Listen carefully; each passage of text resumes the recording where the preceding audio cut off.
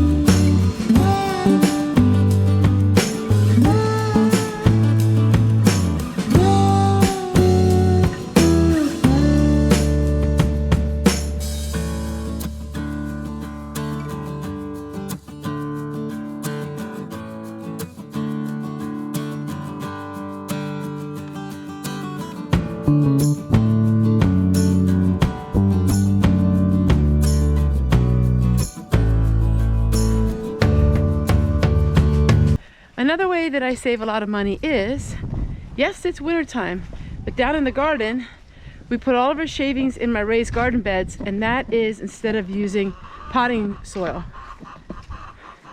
So I go down and do this quick. It's getting colder and colder. I have full videos on this.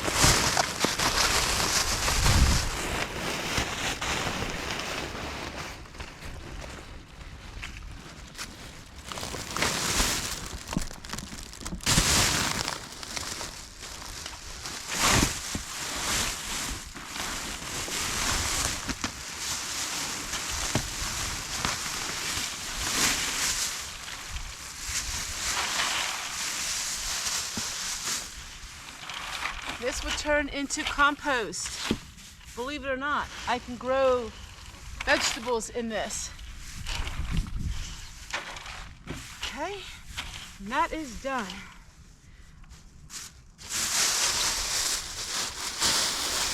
Another thing that we do to save money is we do have solar units. Now, I find the things that save the most money take the longest amount of time. So every day I gotta go out here and I charge these up here because these are the ones I use every day. And so we have the panels over here too. We also have some on our roof.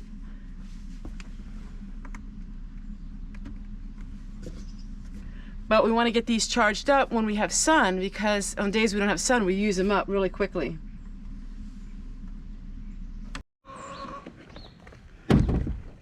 These solar units have been such a blessing in our life because we live in a really old mobile home. When I say the word old mobile home, I don't mean that in a derogatory way at all. It's just for me to explain to you that our home is not new. And the wire and the electric wires in it are really old.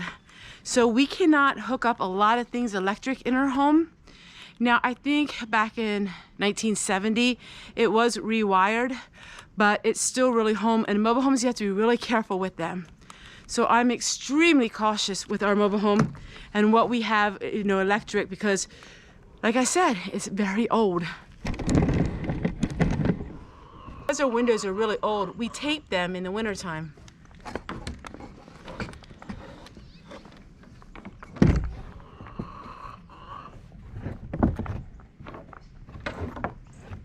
Now, it's not a very nice day, but the sun will come up. I was watching the weather forecast. That's what I do, I watch the weather.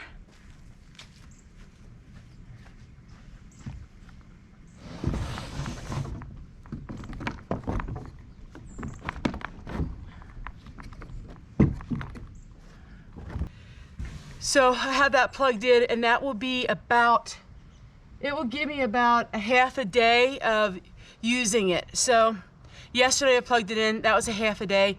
Today I plugged it in, that's another half a day. So now I have about a full day of charge on that unit. and the same on the other unit. Then the rest of the units we have on our roof, and those are backup units. These are what we use every day. And I'm trying to use them more and more and more and use electricity less and less and less. But here in Pennsylvania in the wintertime, we don't get a lot of sun. People talk all the time about the sun ovens.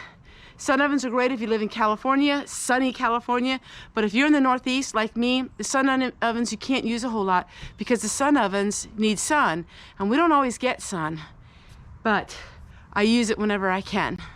All right, so today I'm going to be making candles, and I just remember out here in my potting shed, I have some tin stars. Let's see if they're still out here.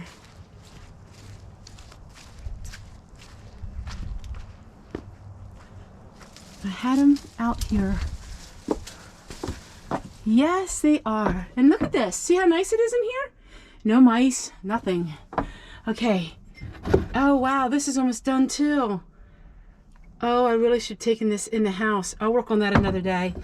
All right, here's my tin stars that we're going to use. Love it. Great. It's one thing nice about not throwing stuff away. I made a big purchase of $120 for this Amish clothesline, and I've had it 12 years. Needless to say, I paid it off in probably 3 months of not using a dryer. So, things like that, they pay themselves off. I'm going to demonstrate another way that I save money.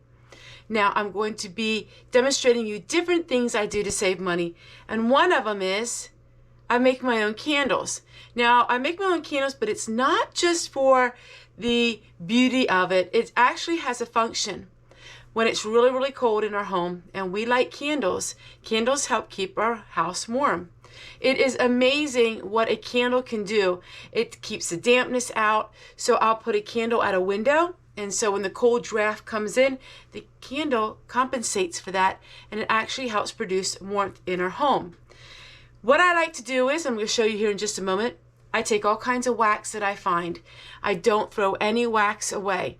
I have loved ones and friends and family. Everyone gives me their containers with a little bit of wax in it because they know that I love wax, and I will take any wax I can find.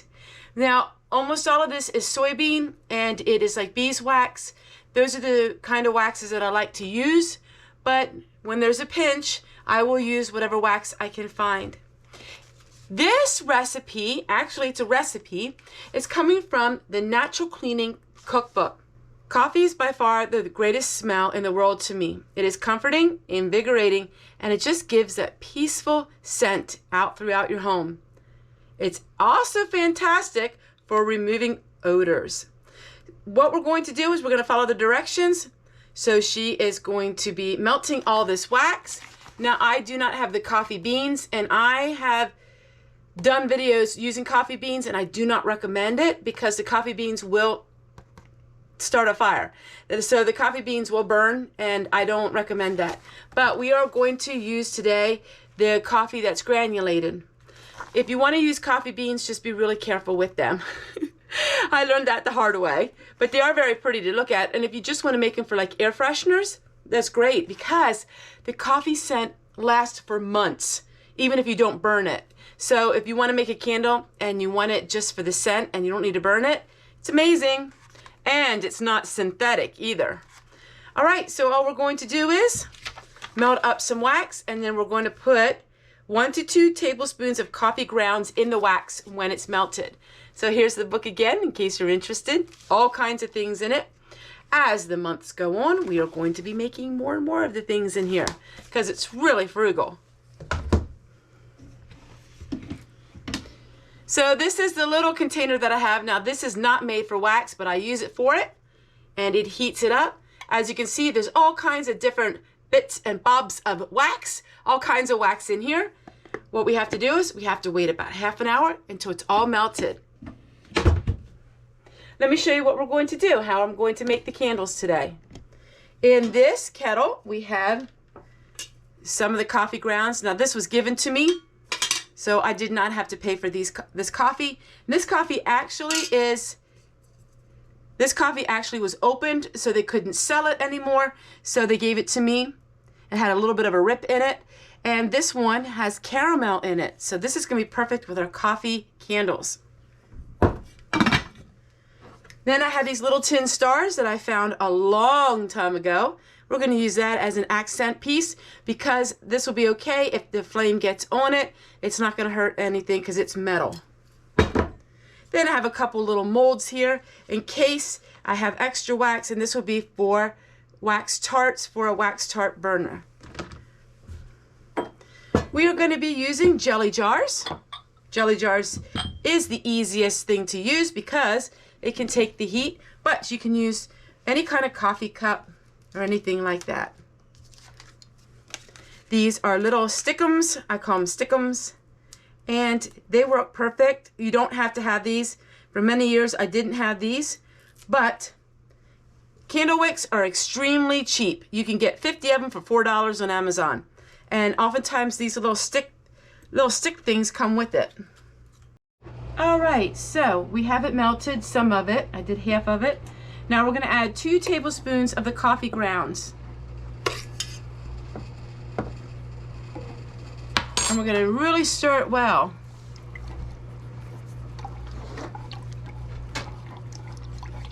Oh, it just smells amazing. Now I'm not sure how the color is going to turn out because we just had a whole bunch of candles that we melted, but let's see. We're going to go ahead and we're going to pour it into our jar.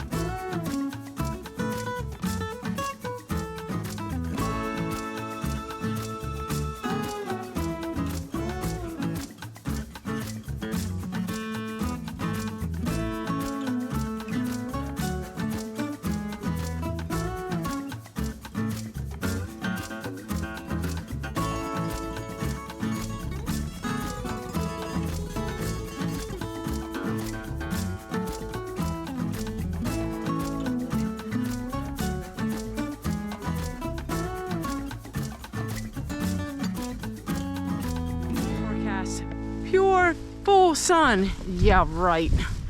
I tell you, I don't think they get it right hardly ever anymore. Well, I want to thank you guys so much for watching. Just some of the ways I save money.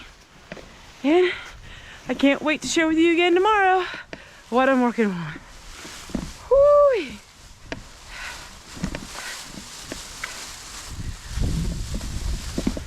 Bye, everybody. It is cold.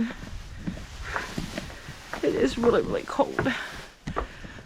Summertime, where are you?